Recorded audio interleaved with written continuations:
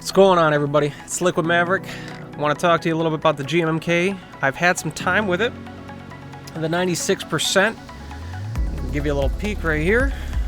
I've had some time with it. I've gotten some videos out, but you know what? I want to kind of do a sum up. Here's my experience in life with the GMMK2 and let you know everything you want to know about it. So let's get started. To start, let's take a look. So for those who have been living under a rock, there's two editions.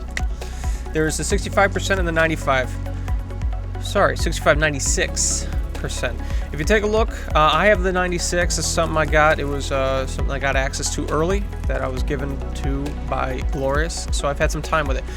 A couple things to note. First off, 65 looks very much like the standard 65.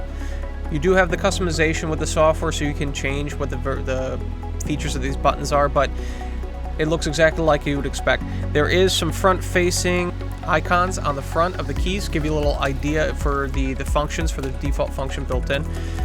For the 96, the one that I have, big thing to note, this reduced footprint is astonishing. It is ridiculous, honestly. They've taken where you normally have your home, page up, insert, page down, delete keys. That's normally that 6-button cluster that hovers over the arrow keys. They've shoved the arrow keys over and they've given you your numpad here. So I found that to be the most amazing aspect of the keyboard in terms of giving you big functionality with such a small footprint. I'll tell you, for somebody who has not really been a fan of full size, just because of the sheer square footage that takes up on your desk, that is no longer a blocking point because the footprint's significantly smaller. For a KDB 67 Lite, the 96 is about a key and a half taller in terms of because you got your function rows, but from a width perspective, it's only about 2.5 keys. So 2.5 keys of columns and keys, that's it. That is not a huge footprint difference. So let's talk about what you get. So there's two different ways you can do it. You can go pre-built. From a pre-built perspective, what are you getting? You're getting your switches. Now, unlike the prior editions where you could actually choose if you wanted your linears or your clickies or your tactiles, this is all the exclusive Red Fox linears from Glorious. So it's one size fits all from a pre-built perspective, at least what you're going to get. Understand that this board, an upgrade or an update, is you get a 5-pin support.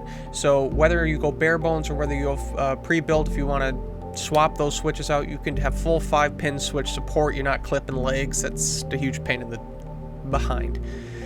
What you also get, you get your keycaps. Again, with your custom Glorious styling, it does have a Glorious specific style keycap for your escape key, or kind of an artisan or accent key, which is, in my opinion, it's a new logo. I actually really like it. It's pretty. It's very. It pops. It's different than the red Ascend that comes with the original GMMK. So from there, you also get plate-mounted stabs. Now recognize this board both supports plate mounted, as it comes with, and it supports PCB mounted stabs. And from a bare bones perspective, you still get your plate mounted stabs. Let's talk out of the box experience. Out of the box, I will tell you that this board it's the first board in my experience that is a true plug and play board. You pull this thing out, you put it on your desk, you hook it up, and you don't need to do anything. Full stop. The sound, I am normally a tactile person. This is my first run-in with linears. From my experience, I did buy some Gateron Milky Yellows just to do a side-by-side comparison. Milky Yellows are a little louder. These Red Fox linears are a little more muted in the best way. In my opinion, it's going to give you a little bit of a quiet experience. The feel, linears, again, new to it, but in my opinion, these linears have a really great feel. It's actually shocking, and the fact that they will not be offering the Red Fox outside of just buying it on one of the pre-built GMMK2s, that's pretty insane. These are incredible switches. At least, again, I'm new to linear market, so take that all with a grain of salt. The stabs. Here I want to get a little bit into this. The stabs are pre-lubed for you. I pulled those out. If we take a look, They are a little heavy on the lube. This is not in any way a negative thing. What this means, we are not getting sticky stabs. What it actually means, you're getting a little bit more of a muted stab. So some of the keys are going to come in a little quieter. Some of the stab supported keys will come in quieter than you might expect from a normal stab. Mods, what can you do? PCB mounted stabs, absolutely an option. You can take this thing apart, you can swap out the stabs, you can put in PCB mount and get it exactly tuned the way you want it. You want to lube them, you want to band-aid mount them, you want to do all that stuff, all available, all options. Tape mod, from one of my previous videos, and I'll splice in, tape mod's possible with some caveats. It is due to the bottom base. It's got some supports, and where the screws go in, essentially here's what you got to do. You tape mod the back, get it all situated how you want it, especially for, you know, the cutout for the connection to the daughter board. And then you have to take that off and you have to put it on the bottom and poke holes all the way through across where all the standoffs and all the screw points are.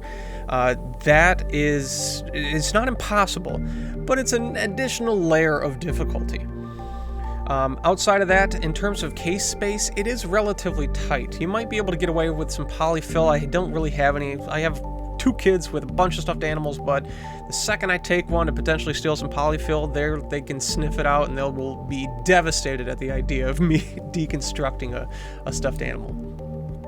So let's talk a little bit of some of the cons that I experienced. We are talking a plastic bottom, which means a plastic standoffs in terms of where the screws are going into. So what that means for those who are looking to buy this kind of board, the amount of times you're going to be able to open this up is going to be finite. And more finite than if it had metal pins for the standoffs for the screws. I don't see this as a terrible thing, especially for what you're getting from a board perspective, but it is absolutely something to take into consideration, because if you're somebody who likes to tinker, pull this thing apart over and over and over again, that's going to have a shelf life. But again, we'll get into who this board's actually for in a minute. It's a little stiffer. It is, I think, tray mounted. It does mount to the top plate, so it's going to be a little bit of a stiffer experience. I don't find this as a terrible thing, and we'll get into why that is because of who this for after that. So, switch selection, unlike the previous one, you don't get those switch selections. Now, if you don't really know what you're looking for, the fact that they're giving you these high quality linears, from my perspective, out the box, that's actually a great idea. And I can recognize the need to not have all these different configurations of, oh, we have to have this many of the pre-built with tactile and this many of pre-built with the clickies, and you're going to end up with an overstock of one. So that is a smart decision by Glorious in that regard. So let's get into who is this board really for. So we talked, it's $120 pre-built, it's $80 bare bones. Who is this for?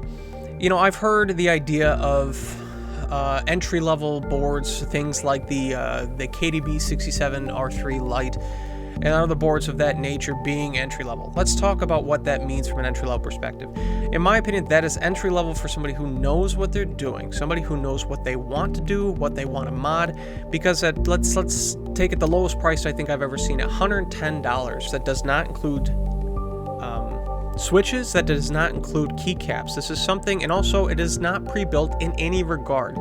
If you were talking entry level, if I'm brand new to a keyboard scene and I buy that and I find out that I have to get switches and I don't know any difference between all these switches, and I have to get keycaps and you have to look for appropriate compatibility with different shift sizes, that, in my opinion, is a little beyond an entry level in terms of what level of knowledge you need to know. So let's get back to who's the GMMK2 for. In my opinion, this is for a couple different people. This is for newcomers, people who are curious about the mechanical keyboard game and they just don't know where to start.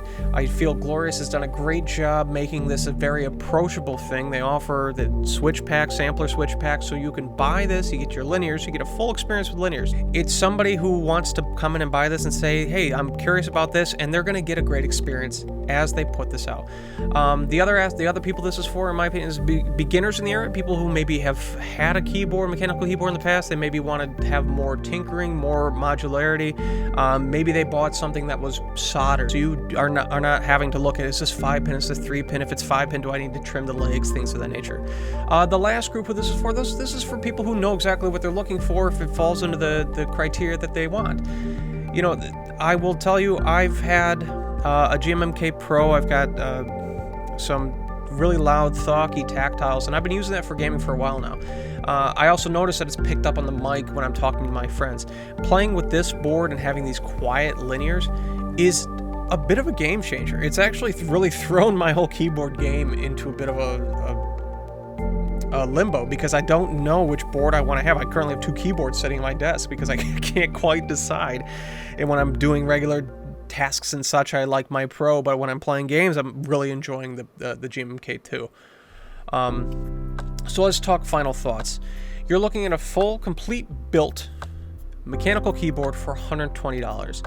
This is something that's going to be, in my opinion, the most accessible. Throw on your desk, plug it and play, and you're good to go with 0 modification. That, in my opinion, is an absolute steal. With the stabilizers, let's say you're brand new. Let's say you go, okay, I'm going to try it. I'm going to buy some PCB mounted stabilizers. I'm going to throw these on there.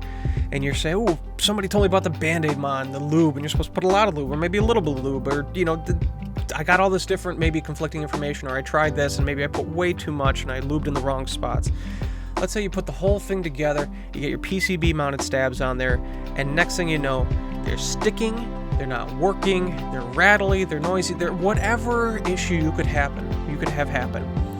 The great aspect of what they've allowed here is you can put that together, try them out and say, oh my god, this does not work. And you can go, let's pull those off, let's put my plate mounted stabs back in, and they still work, and they give me that alternative option without having to worry about deconstructing, delubing, soaping, all that kind of stuff of the stabs that you got. So again, this is a board that's great for those who are getting into the mechanical keyboard game, who are curious about it. And 65, some people might be afraid of losing the function row. I use the function row for gaming, so the 75's always been great. But looking at the footprint reduction of this 96, I'm somebody who never really wanted a 96, and now that I'm playing with this thing, I am shocked. I am absolutely shocked at the amount of real estate I still have on my desk, and I think it's an absolute win. So that's my overall thoughts. I appreciate you guys listening.